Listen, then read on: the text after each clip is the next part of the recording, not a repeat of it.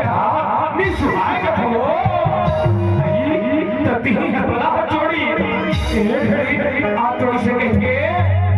मैं आ गया राजा तोरा ये गरीब बना रहे हो ये गरीब बना रहे हो थोड़ा भाई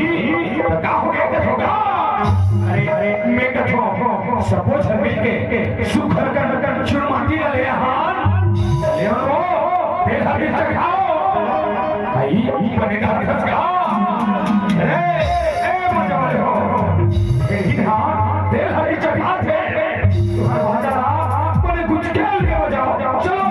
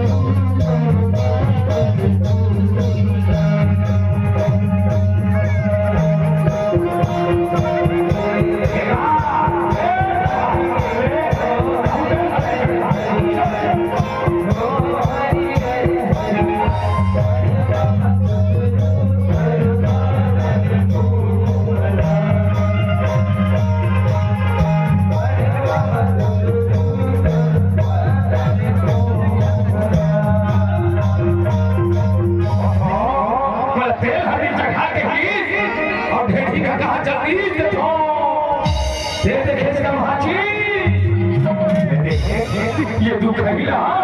यहाँ के आगे सौंप है अरे उठना वो अरे उठना वो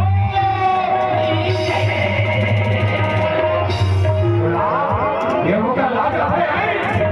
पूरा दिमाग में पूरा नाक लगा दो देते हैं सपोज करा छुप के तेल लगी चढ़ा के यह सुपर हंसो तो भाई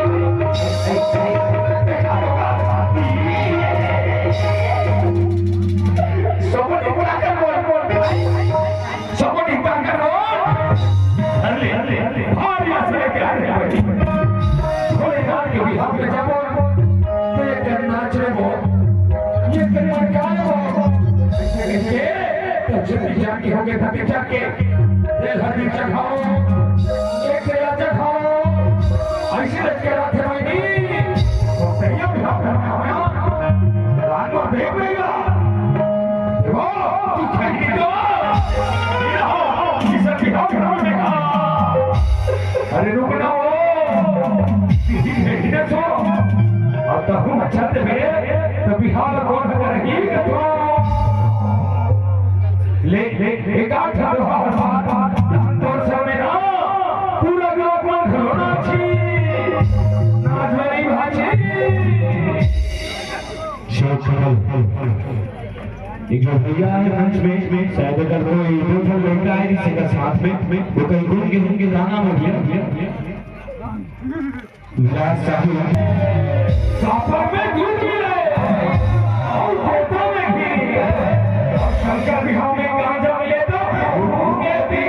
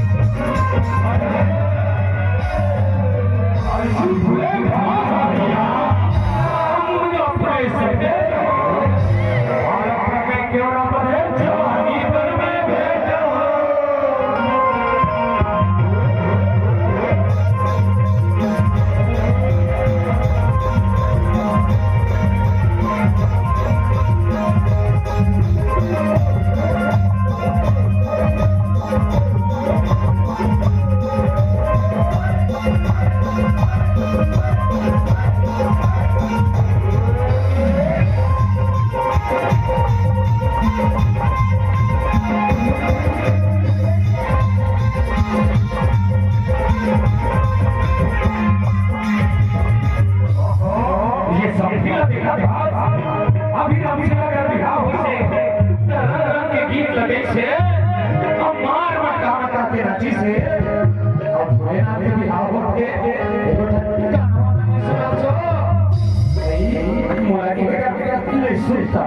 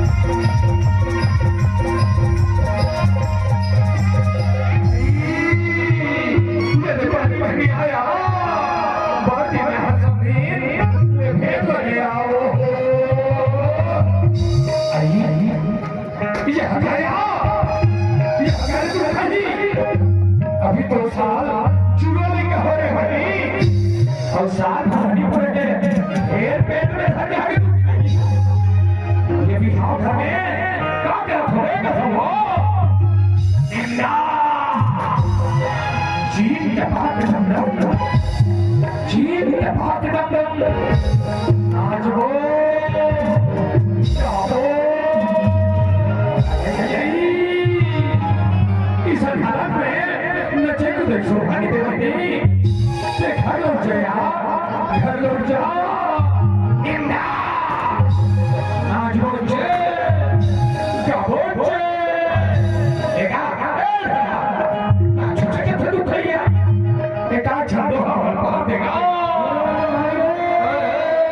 गिट्टी भाई गिट्टी और शाम होके गिट्टी का बने बाजा बजा में बजेगा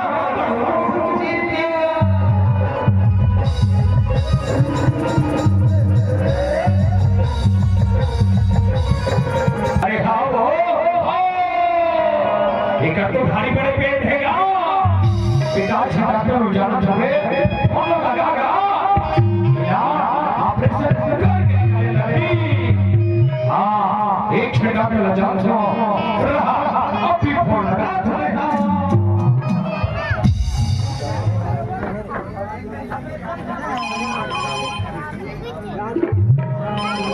हेलो डॉक्टर संभाल के पहुंच और बंदे लोग को भी कर देना हरे भरे रखिया तू चाचा ये क्या कर हो बेबी तू पहले फेंकरी डाल खसा दूरी हम होगा खसा मियां सब का खस मियां में छना हमारे मम्मी पापा सब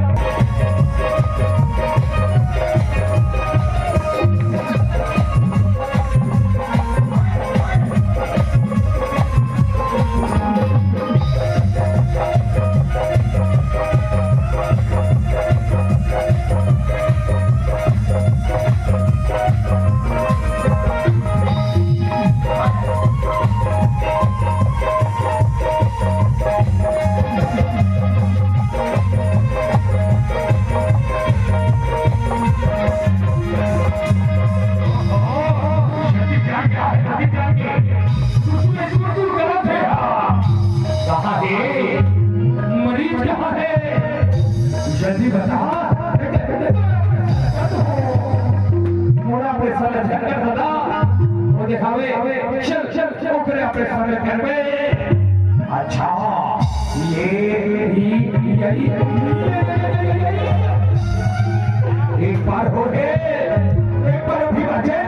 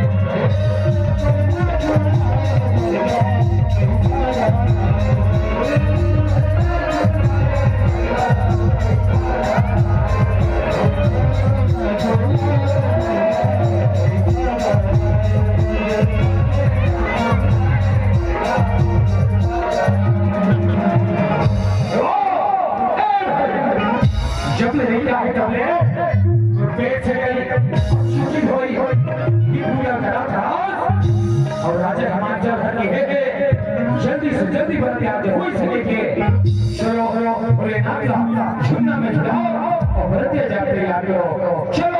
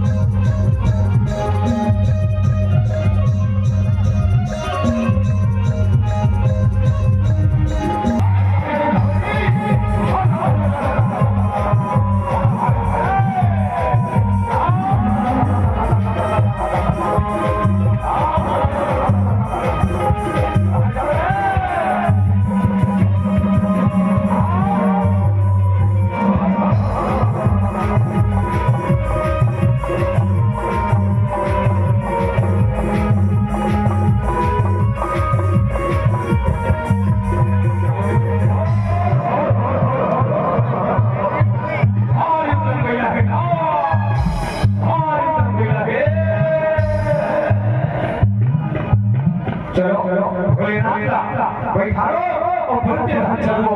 चलो